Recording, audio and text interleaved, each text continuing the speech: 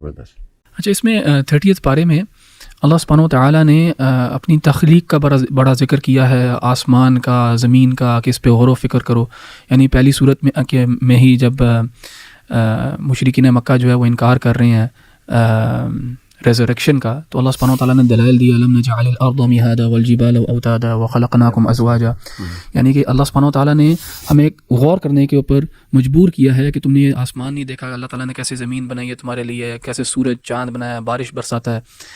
اور قرآن میں یہ کانسٹنٹ تھیم ہے کہ اللہ سبحانہ و تعالیٰ اپنی کریشن کا ذکر کرتے ہیں اس انداز کے اندر. یعنی واٹر سائیکل کا ذکر ہے قرآن میں، اللہ تعالیٰ سمندروں کا ذکر کرتے ہیں ایکسیٹرا. اس میں جو پرپس ہے، وہ پرائمری پرپس جو ہے ان آیات کو مینشن کرنے کا، وہ نمبر 1 اللہ سبحانہ و تعالیٰ کی وحدانیت کا بیان ہے اس میں، کہ انسان غور کرے کہ اللہ کے علاوہ جو ہے کوئی یہ کریٹ کر سکتا ہے. اللہ تعالیٰ نے بچھونا بنایا ہے اس زمین کو، ہم بھی بچھونے بناتے ہیں، کارپیٹس ہوتے ہیں ہمارے، فلورنگ ہوتی ہے ہماری، کیا اس قسم کی ہے ہماری؟ کبھی ہو سکتی ہے؟ نہیں. تو یعنی یہ اللہ ہی ہے جو کر سکتا ہے.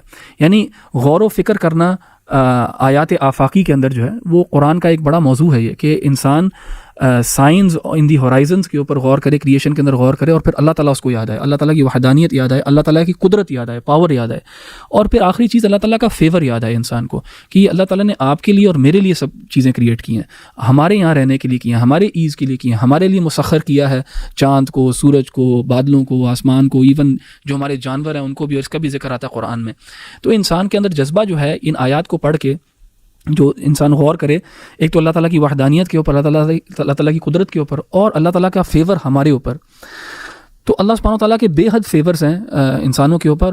اور جیسے ہم نے پہلے ایپیسوڈ میں بیان کیا کہ اللہ سبحانہ و تعالیٰ جو ہے وہ مایوسی نہیں پسند کرتے، کہ انسان مایوس ہو کس چیز میں، خاص طور پہ اللہ سبحانہ و تعالیٰ کی رحمت میں مایوسی. اور ذیشان بھائی یہاں پہ نا سورہ بروج میں ایک آیت ہے تو بڑی سخت آیت، لیکن اس میں بھی ایک اللہ سبحانہ و تعالیٰ کی رحمت چھپی ہوئی ہے.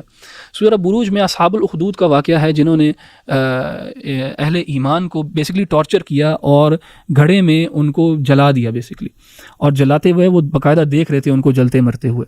ان کے بارے میں اللہ سبحانہ و تعالیٰ کہتے ہیں ان الذین فتنوا المؤمنین والمؤمنات، بے شک جن لوگوں نے ٹارچر کیا ہے، فتنے میں ڈالا ہے مؤمنین اور مؤمنات کو، ثم لم یتوبوا، اور اس کے بعد پھر توبہ نہیں کی، فلہم عذاب جہنم ولہم عذاب الحریق، تو ان کے لیے جہنم کا عذاب بھی اور جلا دینے والا عذاب ہے. یعنی جہنم کے اندر بھی ان کو جو عذاب ملے گا وہ اسپیسیفک، وہ جلنے والا عذاب ہوگا، کیونکہ انہوں نے بھی جلا کے لوگوں کو ٹارچر کیا تھا. لیکن آپ دیکھیں اس میں بھی اللہ سبحانہ و تعالیٰ کی رحمت کی اللہ تعالیٰ نے امید دلائی ہے. یعنی ثم لم یتوبوا کہہ کے، یعنی کہنے کا مطلب یہ ہے کہ جن لوگوں نے یہ عمل کیا تھا، یعنی بلیورز کو جلایا تھا، ٹارچر کیا تھا، مارا تھا، ان کے بارے میں اللہ سبحانہ و تعالیٰ کہہ رہے ہیں کہ اگر یہ توبہ کر لیں گے، یعنی مفہوم مخالف ہم یہی نکال سکتے ہیں، اگر یہ توبہ کر لیں گے تو ان کے لیے یہ سزا نہیں ہوگی. تو یہاں پہ بھی اللہ سبحانہ و تعالیٰ کی رحمت کا مظہر ہے. تو انسان کو کبھی بھی اپنی زندگی میں مایوس نہیں ہونا چاہیے اللہ سبحانہ و تعالیٰ سے. کچھ بھی انسان کر لے، غلطی ہو گئی، گناہ ہو گیا، جتنا بڑا بھی گناہ ہے، انسان کو کبھی مایوس نہیں ہونا چاہیے، اور یہ مایوسی جو ہے کفر ہے. احمد بھائی میں اس میں ایک چھوٹی سی بات ایڈ کروں گا بفور وی گو ٹو علی بھائی. یہ جو آپ نے بات کی سورۃ البروج کے حوالے سے، میں ایک عالم دین کو سن رہا تھا، انہوں نے کہا کہ میں کافروں کی جرت اور اللہ کے حلم کو اس آیت سے میں نے پہچانا ہے. کہ آپ دیکھیں کافروں نے کتنا بڑا ظلم کیا، کہ کس طریقے سے اللہ معاف کرے مسلمانوں پر، مومنوں پر ظلم اور زیادتی، آگ میں پھینکا وہ پورا واقعہ ہے. اور اللہ تعالیٰ کی حلم اور اللہ کی رحمت اور اللہ کا جو ہے نا یعنی بردباری، یعنی وہ ساری چیزیں، کہ کس طریقے سے اللہ نے یہاں پہ بھی کہا کہ اگر وہ توبہ کریں گے میں پھر بھی معاف کرنے کے لیے تیار ہوں.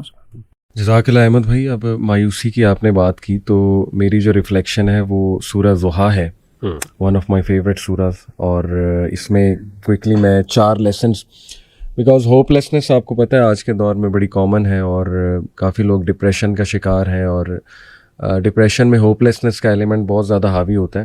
تو یہ آئی بلیو اٹس اے سورہ کہ اس پہ اگر غور کیا جائے اور اس کے لیسنس پہ غور کیا جائے تو اٹس این اینٹی ڈوٹ ٹو ڈپریشن.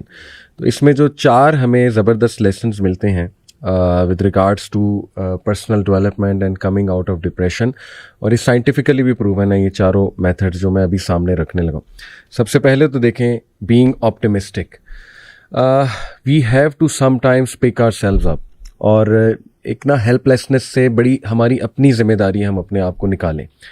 یقین کریں کہ اگر انسان تھوڑا سا اپنی ول پاور پہ کام کرے نا، اور ذرا برائٹر سائڈ کو دیکھنا شروع کریں، اپنے ذرا ویژن کو براڈ کر کے، جیسے اللہ نے شروع میں کہا نا کہ یعنی اندھیرا ہوتا ہے لیکن روشنی بھی آتی ہے. obviously there is always the light and there is always light at the end of the tunnel obviously.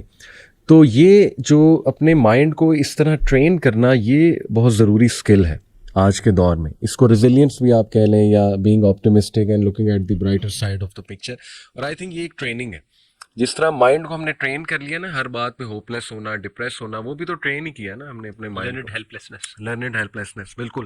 تو I think this is the first thing to do کہ انسان جو ہے وہ اپنی نعمتوں پہ بھی نظر رکھے, اور انسان جو ہے نا وہ ایسے انسیڈنٹس یاد رکھے جب وہ پاسٹ میں بھی کسی ڈارکنیس کا شکار تھا لیکن اللہ نے اسے نکالا. تو اللہ تعالیٰ یہی تو بتا رہا ہے نا آگے دیکھیں کہ اے نبی آپ یتیم تھے, دیکھیں اللہ نے کیسے آپ کی حفاظت کی.